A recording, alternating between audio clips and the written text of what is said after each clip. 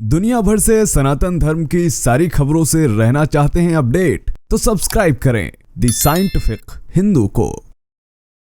What kind of morality is this?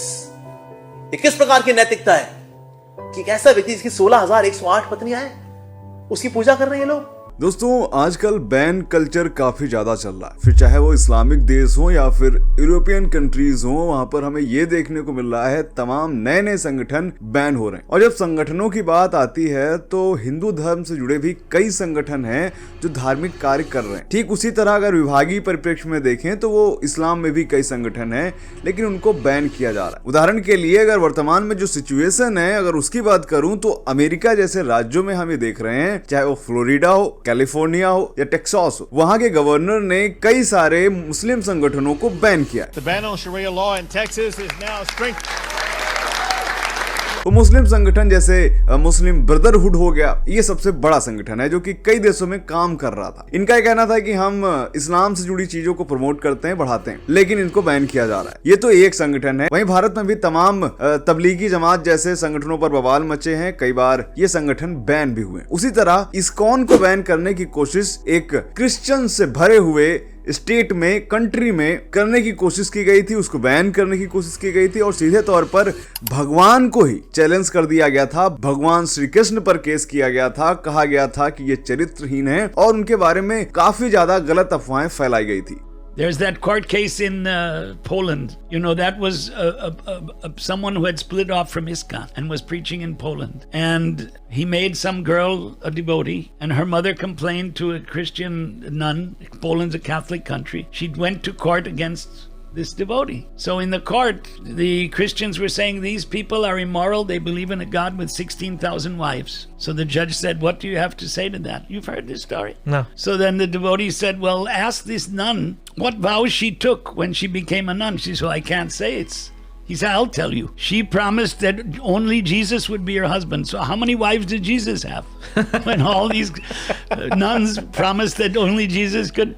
Then the judge case dismissed. तो आखिर इसका कारण क्या है? आखिर क्यों सीधे तौर पर इस्कॉन और भगवान श्री कृष्ण पर केस ठोक दिया गया एक नन के द्वारा? इसके पीछे के कारण क्या थे, उद्देश्य क्या था और जो रिजल्ट निकला वो क्या था? आज की इस वीडियो में पूरी डिटेल के साथ आपको बताने वाला हूं, वो भी टाइमिंग के साथ। कब हुआ, क्यों हुआ, सब कुछ इस वीडियो में आपको मिलने वाला है। इस वीडियो को आप अंत तक देखिएगा। सारे सोर्सेस, डेटा मैं आपको डिस्क्रिप्शन में प्रोवाइड कर दूंगा। तो चलिए शुरू करते हैं आज का यह वीडियो। मेरा नाम है धीरेन्द्र और आप देख रहे हैं द साइंटिफिक हिंदू।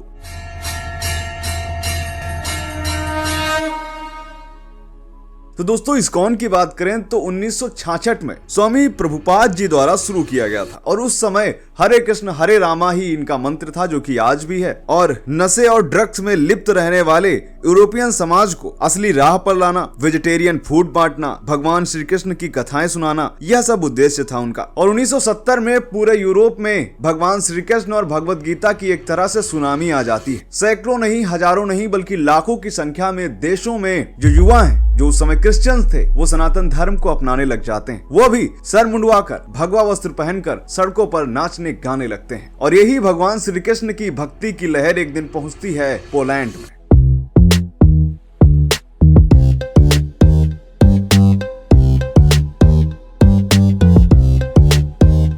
पोलैंड, जहां पर 90% लोग कैथोलिक हैं। यहाँ पर 1945 से 1989 में लगभग 100% लोग ईसाई ही थे। लेकिन 1989 आते आते यहाँ के युवा क्रिश्चियनिटी से दूर होने लगते हैं और सनातन धर्म की शरण में आने लगते हैं। और इसके पीछे एक ही संगठन था, वो था इस्कॉन। 1980 के आते आते ही वार्सो, क्रोको जैसे शहरों में छोटे छोटे इस्कॉन सेंटर बन जाते हैं, जहाँ पर सन 2000 तक इन सेंटर्स में हजारों मेंबर्स हो जाते हैं। और इनका काम था सड़कों पर गाना बजाना, फ्री प्रसाद बांटना, जन्माष्टमी पर रथ यात्रा करना और तमाम हिंदू त्योहारों को सेलिब्रेट करना। उस समय के पॉप थे पोप जॉन पॉल द्वितीय, और ये एक पॉलिसी थे। इनका कहना था कि एक पूर्वी कल्ट हमारे बच्चों को खाया जा रहा है, वो उनसे ईसाईयत छुड़वा रहा है। उन्होंने कहा कि भगवान श्री कृष्ण के जिस चरित्र को यहाँ पर प्रमोट किया जा रहा है, उनकी तो 16,000 रानियां थी, उनका चरित्र ठीक नहीं था, उनकी लीलाएं ऐसी थी जो अच्छी नहीं थी। ये कहना था उस समय के पोप का। और फिर धीरे धीरे ईसाई और हिंदू संगठनों में थोड़ी थोड़ी झड़प भी होने लगती है और 2010 आते आते तमाम वो लोग जो ईसाई धर्म के लिए कार्य कर रहे थे उनके मन में इस्कॉन के खिलाफ जहर भर जाता है और एक कैथोलिक नन जिनका नाम सिस्टर ए अभी तक सामने आ पाया है, इन्होंने भगवान श्री कृष्ण से जुड़ी तमाम पुस्तकें उठाई और कहा अब हम सीधे भगवान श्री कृष्ण को कोर्ट में खड़ा करेंगे। उन्होंने भगवान श्री कृष्ण के बारे में जो कुछ कहा था वो मैं आपको इस वीडियो में बता भी नहीं सकता, जिसमें उन्होंने हवाला दिया था भागवत पुराण का, जिसमें कहा था कि इनका जो चरित्र है भगवान श्री कृष्ण का वो ठीक नहीं है। जनवरी 2010 में वॉर्सो की लोकल कोर्ट जो कि जुडिशियल मजिस्ट्रेट कोर्ट थी उसमें एक पिटीशन फाइल की जाती है जिसमें कहा गया कि इस्कॉन अनैतिक कृष्ण को प्रमोट कर रहा है जो नैतिकता को डैमेज करते हैं, गोपियों वाली कथा को एग्जाम्पल बनाते हैं और कहते हैं कि ये लूज मॉरल्स को बढ़ावा दे रहे हैं। इनकी डिमांड थी कि इस्कॉन को पोलैंड में बैन कर दिया जाए और इससे एक डेंजरस एक्ट घोषित कर दिया जाए। धार्मिक फ्रीडम को अब्यूज किया जा रहा है इस्कॉन के द्वारा, ये कहना था इस कैथोलिक नन का। और इस पिटीशन को फाइल करने के लिए जो एविडेंसेस रखे जाते हैं वो थे इस्कॉन की कृष्ण बुक की कॉपीज, कुछ वीडियो थे जहां पर रासलीला का डिस्क्रिप्शन था, प्लस पोलैंड के कैथोलिक स्टेट्स जहां की कुछ राज्यों में 20% से भी ज्यादा युवा इस्कॉन को अटेंड कर रहे थे। तो नन ने कहा कि ये सारे युवा, इनका चरित्र अच्छा नहीं होगा, इनको बरगलाया जा रहा है और इनको एक ऐसे भगवान की पूजा करने को कहा जा रहा है जिनका चरित्र ठीक नहीं था। और उस समय इसका सपोर्ट कई बड़े कैथोलिक ग्रुप्स करते हैं, कई न्यूज़पेपर्स में ये हेडलाइन भी बनती है और उस समय इस केस को नाम दिया जाता है नन वर्सेस हिंदू कल्ट। पहली हियरिंग होती है मार्च 2010 में। नन एक वकील के साथ उपस्थित होती हैं। नन की तरफ से कहा जाता है योर ऑनर, ये संगठन पोलैंड की क्रिश्चियन वैल्यूज को थ्रेट कर रहा है। कृष्ण की स्टोरीज पढ़ी जाएं जिसमें उनकी 16,000 रानियां थी, ये फैमिली सिस्टम तोड़ रहा है। इस्कॉन की तरफ से कोई बड़ा वकील नहीं बल्कि एक सीनियर भक्त जाते हैं जिनका नाम देवोती दास था। कई जगह पे इनको प्रभु दास भी कहा गया है। भगवान श्री कृष्ण पर जो ये एलिगेशन लगाए गए उनका ये जवाब था, सर ये रिलीजियस फ्रीडम का केस है। यूरोपियन ह्यूमन राइट कन्वेंशन कहता है हर कोई अपनी बिलीफ से प्रैक्टिस कर सकता है। कृष्ण की लीलाएं सिंबॉलिक है। भगवत पुराण में गोपियां आत्मा का जिक्र है, कृष्ण परमात्मा, ये भक्ति की बात है ना कि फिजिकल रिलेशनशिप की। इसी तरह की पूरी बात होती है और फिर बात अगली हियरिंग पर आती है। दूसरी हियरिंग अप्रैल में होती है लेकिन जो मेन क्लाइमैक्स है वो मई 2010 में आता है जहां पर ये मामला पीक पे पहुंच जाता है। नन बार बार अटैक करते बोलती है कि ये युवाओं को ब्रेन वॉश कर रहे हैं, पोलैंड कैथोलिक कंट्री है, ऐसे पैगन गॉड को प्रमोट मत करो। अब आता है हिस्टोरिकल पार्ट। जो इस्कॉन की तरफ से प्रभु दास थे वो जज से कहते हैं योर ऑनर कृपया नन जी से उनकी ऑर्डिनेशन ओथ यानी जो नन बनते समय जो शपथ ली थी वो दोहराएं। जज के सामने नन जी थोड़ा शर्माती हैं, कहती हैं ये प्राइवेट मैटर है, कोर्ट में नहीं बोलूंगी। तो फिर प्रभु दास जी कहते हैं अच्छा तो मैं पढ़ दूं क्या, ये तो पब्लिक नॉलेज है। जज ने ओके कर दिया। अब वो ओथ शब्दशाह ये थी, मैं यीशु मसीह से विवाह करती हूँ, मैं उनको पति मानती हूँ, वह मेरा पति है और मैं उनकी दुल्हन, मैं उनकी हमेशा के लिए रहूंगी। और इसे स्पिरिचुअल मिस्टिज्म कहा जाता है जिसका वर्णन बाइबल में है। अब पंच लाइन मारते हैं प्रभुदास जी, कहते हैं सर नन जी का ये आर्ग्यूमेंट है कि भगवान श्री कृष्ण ने 16,000 गोपियों से शादी की थी तो वो लूज मोरल थे, लेकिन दुनिया भर में 1 मिलियन से ज्यादा कैथोलिक ननें यह दावा करती हैं कि वो एक ही यीशु मसीह से शादीशुदा, एक यीशु लाखों पत्नियां। कृष्ण के 16,000 वर्सेस यीशु के लाखों। अब बताइए किसका कैरेक्टर ज्यादा लूज है और इन ननों का क्या, इनके चरित्र पर क्या कहेंगे आप। और तो और ये भी कहते हैं कि और भाई जिन 16,000 रानियों का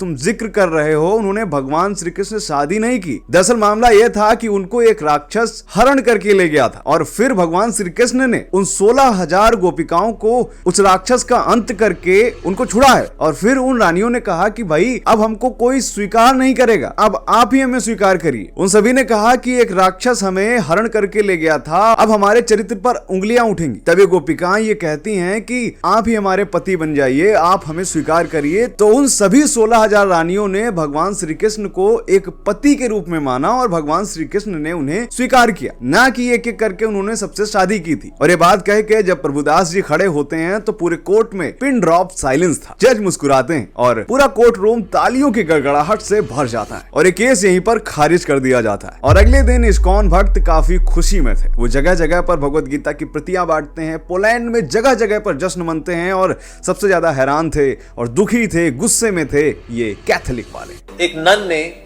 एलिगेशन लगाई थी कि ये लोग एक ऐसे व्यक्ति की पूजा करते हैं जिसकी 16,108 पत्नियां हैं। ये किस प्रकार की नैतिकता है कि एक ऐसा व्यक्ति जिसकी 16,108 पत्नियां हैं उसकी पूजा कर रहे हैं ये लोग?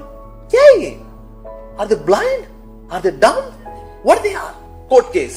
तो भक्त लोग जो थे उन्होंने कहा ठीक है भाई, अच्छा हमारे कृष्ण जो है उनके चरित्र पे आपने उंगली उठाई है कि जी दुनिया में कितनी नन है? उन्होंने बोला 6 मिलियन नन्स आर देयर। अच्छा, एक नन को बुला करके उसकी प्रतिज्ञा बुलवाई जाए एक बार प्लीज। तो नन की प्रतिज्ञा होती है, मैं इस संसार में किसी को अपने पति रूप में स्वीकार नहीं करूंगी, जीसस क्राइस्ट ही मेरे पति हैं। यानी कि जीसस क्राइस्ट की कितनी पत्नियां हो गई? 6 मिलियन। तो अगर आप ये मानते हैं कि 16,108 पत्नियों वाला व्यक्ति जो है चरित्रहीन है, सो फिर 6 मिलियन वाला फिर आप क्या बोलना चाहेंगे उसके बारे में? कोर्ट केस वही बन कहता है, नहीं जी हाथी घोड़ा पाल की जय कन्हैया लाल।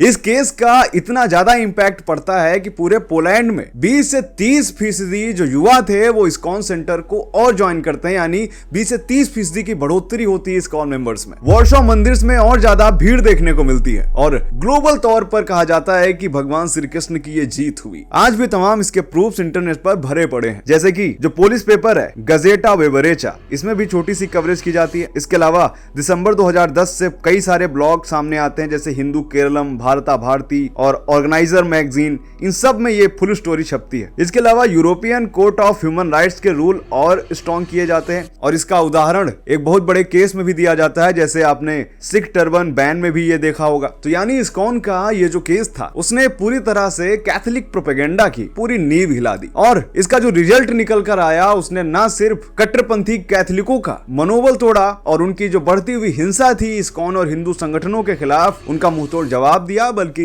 इससे पूरे वैश्विक स्तर पर हिंदू धर्म का गुणगान देखने को मिला। भगवान श्री कृष्ण के बारे में लोगों ने और जान, और ऐसी जरूरत तब से किसी ने दोबारा नहीं की। तो ये था पूरा केस। उम्मीद करते हैं ये वीडियो आपको पसंद आया होगा। मेरा काम आपको पसंद आ रहा हो तो कमेंट में बताएं, चैनल को सब्सक्राइब करें, मुझे फॉलो कर लीजिएगा इंस्टाग्राम पे। मिलते हैं आपसे अगले वीडियो में, तब तक के लिए जय हिंद, जय भारत, वंदे मातरम, जय श्री कृष्ण।